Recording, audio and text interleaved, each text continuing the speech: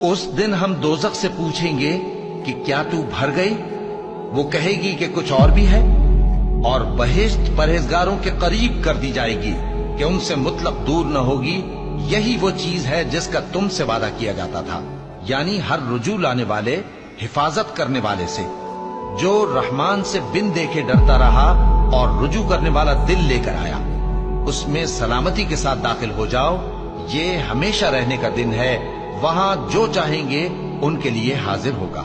और हमारे यहाँ और भी बहुत कुछ है, और हमने उनसे पहले कई उम्मतें हलाक कर डाली। वो लोग इनसे कुव्वत में कहीं बढ़कर थे।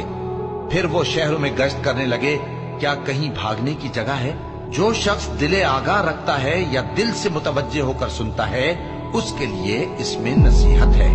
और हमने आसमानों और जमीन को और जो मखलूकात इनमें है सबको 6 दिन में बना दिया, और हमको जरा भी थकन नहीं हुई।